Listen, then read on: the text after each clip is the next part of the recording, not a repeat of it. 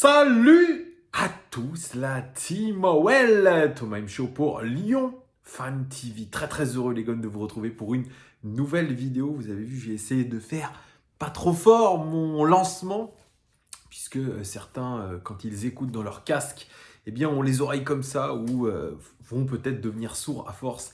Donc j'ai essayé de faire au mieux les amis pour que vous puissiez profiter quand même de cette intro, ne pas être trop surpris. Bref.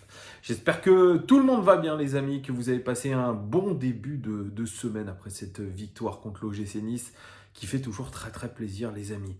Alors petite vidéo, OL Daily News, OL Daily Mercato, un espèce de mélange entre les deux puisque le président Jean-Michel Aulas est sorti dans les médias et surtout dans son média favori qui est l'équipe.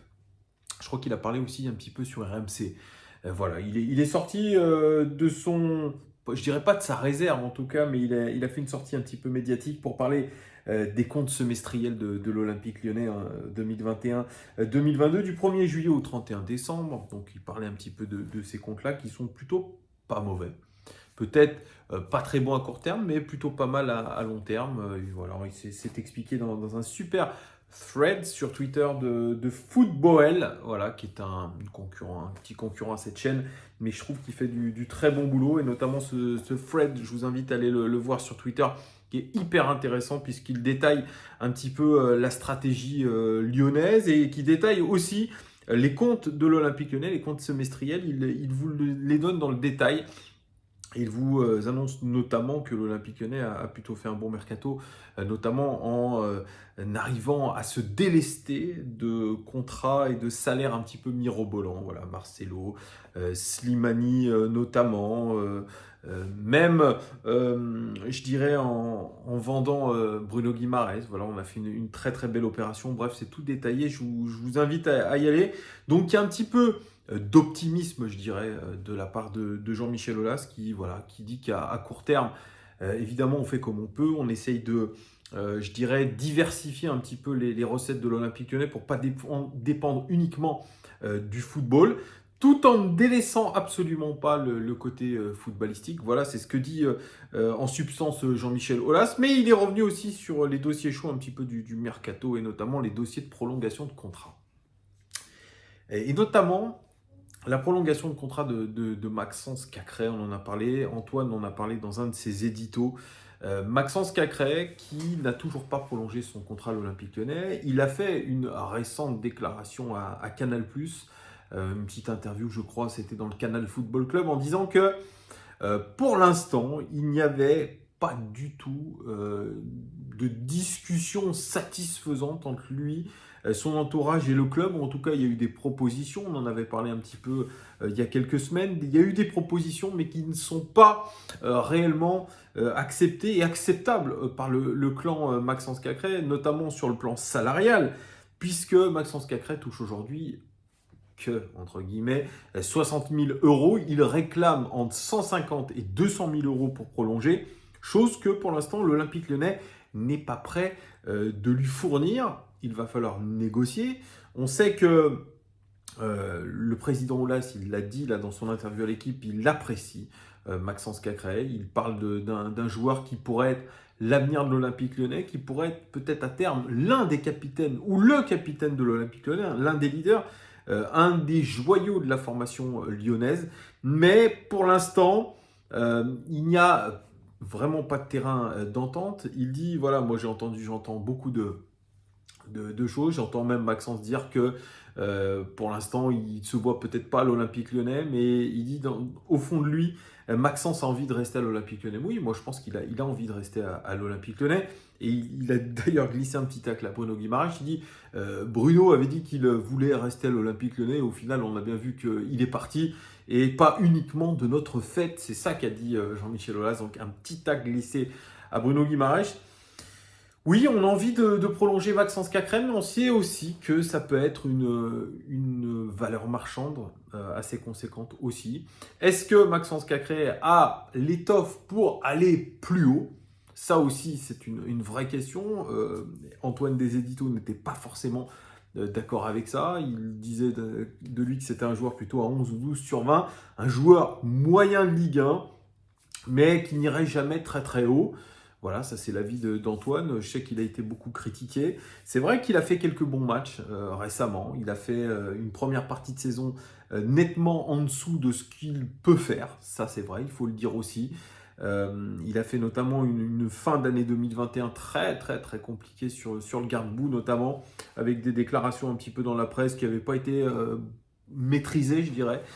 Et c'est un petit peu ça qui est le problème avec Maxence Cacré, c'est qu'il y a des hauts, il y a des bas. C'est un joueur qui a de l'abattage, c'est un joueur qui a une bonne personnalité, c'est un joueur qui a un bon état d'esprit aussi. Mais c'est un joueur aujourd'hui qui demande à être poli. Poli, je dirais comme un diamant. Il a besoin, je pense, de s'étoffer. Alors peut-être pas physiquement, mais s'étoffer tactiquement, être peut-être un peu moins chien fou. Peut-être que l'apport de Tanguy Ndombele va pouvoir lui donner une autre dimension, va pouvoir lui faire profiter de conseils tactiques, va pouvoir progresser tout simplement. Mais c'est vrai, il y a du talent, il y a des qualités qui sont indéniables chez Maxence Cacré. Après, c'est vrai qu'il va devoir évoluer. Là, on sait qu'il demande une augmentation de salaire plutôt conséquente. Moi, je trouve que c'est pas déconnant non plus de le mettre à 150 000 euros avec une prolongation. Parce que voilà, il est aujourd'hui un titulaire incontestable à l'Olympique Lyonnais. Il fait partie des joueurs les plus utilisés par Peter Bosz. Et donc, c'est normal que ce nouveau statut mérite une revalorisation. Donc, moi, je pars du principe que de toute façon, il faut le prolonger, il faut le revaloriser. Et puis, comme ça, c'est un moyen aussi de sécuriser le joueur et peut-être une potentielle vente aussi. On parle de ce mercato, toujours prolongation avec Ryan Cherki qui est actuellement blessé. Le président là se dit, bah, moi je suis d'accord pour prolonger Ryan Cherki, mais pas à n'importe quelle condition. C'est un petit peu comme Maxence Cacré, pas à n'importe quelle condition. C'est-à-dire que on aime bien ces joueurs-là, on sait ce qu'ils peuvent apporter, on connaît aussi un petit peu leur valeur marchande sur le marché des transferts. Mais si Ryan Cherki est prolongé, ça ne sera probablement pas aux mêmes conditions qu'aujourd'hui, à savoir un salaire d'environ 200 000 euros par mois. Donc quand vous voyez Maxence Cacré qui joue quasiment tous les matchs et qui touche 60 000 euros et Ryan Cherki, dont l'entourage et l'avocat ont négocié des contrats énormes, donc je parle de 200 000 euros avec des primes, avec tout ça, hein, c'est extraordinaire. Donc pour prolonger, il faudra, je pense, baisser le salaire. Encore une fois, Jean-Michel Aulas dit c'est pas moi qui décide au final, mais voilà, il faut que Ryan le mérite aussi. On va dire qu'avant sa blessure, Ryan Cherki, c'était sur courant alternatif. Il n'a pas beaucoup joué. Il n'a pas profité du fait que les internationaux africains soient partis à la CAN. Il y a eu aussi des rumeurs comme quoi il n'était pas satisfait de ce temps de jeu, que son entourage mettait la pression un petit peu sur le club. C'est un jeu de poker menteur. Là, malheureusement pour lui, il est blessé. D'ailleurs, bon rétablissement à lui. Il est blessé au métatarse. Il est blessé quasiment pour le reste de la saison. Donc, il n'est pas en position de force aujourd'hui pour négocier. Que va décider son entourage? Moi, je pense qu'il faut qu'il soit clair avec le club. C'est-à-dire, on reste, mais uniquement s'il y a du temps de jeu. Mais on voit que deux entraîneurs se sont succédés, Garcia et Peter Bosz, et on voit très clairement que Ryan Cherki n'a pas le temps de jeu escompté. Est-ce que c'est un problème de mentalité? Est-ce que c'est un problème d'autre chose? Est-ce que la concurrence est plus féroce? Est-ce que c'est son style de jeu un petit peu qui ne rentre pas dans les plans et dans la philosophie de Peter Bosz? Il y a beaucoup de choses comme ça. En tout cas, on s'est démené à l'Olympique Lyonnais pour essayer de lui donner le meilleur contrat possible, de le faire prolonger, alors que le faire prolonger sa dernière prolongation, alors qu'il y avait beaucoup de clubs intéressés par lui. Bon, aujourd'hui, je pense qu'il faut vraiment mettre les choses au clair pour le clan Cherki.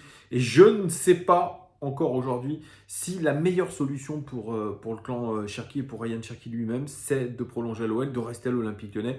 Je pense que comme Melvin Barr, comme Amine Gouiri, il faut peut-être penser à partir. Même Maxence Cacré, s'il n'est pas satisfait, s'il n'arrive pas à s'accorder avec l'OL, évidemment, la porte est ouverte. Alors, vous allez me dire, ah Thomas, comment tu peux dire ça, les joyeux de la couronne? Ouais, mais à un moment donné, il faut pouvoir accepter aussi la réalité des choses telles que pour l'instant nous la vivons. Et il y a aussi dans ce mercato lyonnais, ce futur mercato lyonnais, vous le savez, il y a une stratégie qui a l'air de se mettre en place, notamment via Bruno Giroud. C'est une idée de Bruno Giroud de faire revenir les anciens. ça a été dit publiquement lors de la conférence de presse de présentation d'Ndombele de Fèvre, on veut faire revenir les anciennes gloires de l'Olympique Lyonnais, à savoir Lacazette, à savoir Tolisso, à savoir Benzema aussi, peut-être en 2023, et encore, on ne sait pas, mais en tout cas, cette volonté-là de refaire venir des anciennes gloires de l'Olympique Lyonnais pour apporter non seulement, je dirais, des bonbons aux supporters, que ce soit un bonbon un petit peu comme la Madeleine de Proust Juninho envers les supporters. On voudrait le faire pour ces anciens-là. Et puis il y a une piste d'un ancien, encore une fois, qui est venu un petit peu comme ça. C'est celle de Maxime Gonalon, qui est actuel joueur de Grenade, qui a aujourd'hui 32 ans. Et on a eu quelques interviews de Gonalon qui disaient moi j'aimerais bien terminer ma carrière à l'Olympique Lyonnais, ça serait une bonne façon de boucler la boucle, de revenir dans le championnat de France et notamment à l'Olympique Lyonnais. On sait que quand il est parti de l'Olympique Lyonnais, c'était un petit peu en froid avec Jean-Michel Aulas, puisqu'il avait dit qu'en gros il ne se voyait pas rester à l'OL parce qu'il y avait un manque d'ambition, donc c'était une attaque frontale. Il était parti, je crois, du côté de l'AS Roma, il a joué à Séville, ça s'est mal passé parce qu'il y a eu des blessures. Et puis là, il est à Grenade, où il a disputé 19 matchs de championnat, 17 comme titulaire. Et il avait dit à l'époque, le bonheur de finir dans le club de mon cœur, cela serait la plus belle des choses. Je vais laisser faire le temps et les choses se feront naturellement. Pour le moment, je prends beaucoup de plaisir en Liga, qui est un championnat exceptionnel. Jean-Michel Aulas, aujourd'hui, dans l'équipe, dit on l'a contacté à la trêve pour savoir où il en était. Je suis ouvert à un retour possible, mais comme avec Juninho, ce n'est pas moi qui décidera. Ce sera au coach, à Bruno Chirou, qui a eu des discussions avec Max, et à Vincent Ponceau de trancher. Ce sont eux qu'il faut convaincre. C'est bien beau, les amis, de vouloir faire revenir les anciens, mais moi je ne suis pas du tout pour. Que ce soit Lacazette, que ce soit Tolisso, que ce soit même Gonalon, là, mais je dis, what the fuck? Ok, 32 ans, c'est pas des joueurs qui sont croulants, c'est sûr, ils ont encore un petit peu à apporter. Mais cette logique de vouloir toujours rapporter, comme je vous l'ai dit, cette Madeleine de Proust, ce retour vers le futur, rapporter les anciennes gloires en pensant que ça va nous permettre de nous développer. Moi, franchement, sincèrement, j'ai pas envie de penser comme ça. Arrêtons de toujours penser au passé. Avançons, les amis. Et c'est pas en ramenant des joueurs comme ça que nous allons avancer. Déjà, ils vont nous coûter cher. Ils vont nous coûter une place de titulaire. On a des jeunes joueurs, on a du potentiel, même dans les recrutements. Arrêtons de penser que ces anciens joueurs qui ont fait, entre guillemets, la gloire de l'OL, parce qu'on n'a rien remporté, je vous rappelle, quand ils étaient chez nous, arrêtons de penser aujourd'hui qu'ils vont nous ramener à gagner un trophée, etc. Non, arrêtez. Alors, bien sûr, vous allez me dire, ouais, il y a le retour de Tanguy Ndombele. Tanguy Ndombele, déjà, il n'a pas le même âge. Tanguy Ndombele, il n'est pas resté des années chez nous. Tanguy Ndombele, il n'est peut-être pas amené à rester super longtemps. Et encore, s'il y avait dans tous ces anciens, un que je voudrais récupérer réellement, c'est Tanguy Ndombele. Le président Las disait qu'on pourrait activer l'option d'achat à 65 millions d'euros uniquement si on gagnait l'Europa League. Voilà. Déjà, il faudrait essayer de la gagner, cette Europa League. Mais franchement, moi, je trouve que c'est ridicule. Et je ne vois pas quel est l'intérêt pour ces joueurs-là, notamment Lacazette, notamment Tolisso, de revenir chez nous, alors qu'ils étaient partis sur, je dirais, sur une bonne image. Pourquoi ils se mettraient en difficulté? Ils casseraient un petit peu leur légende, entre guillemets. C'est le cas aussi de Benzema. Pourquoi ils reviendraient se faire casser du sucre en Ligue 1 s'il n'arrive pas à marquer un but, etc.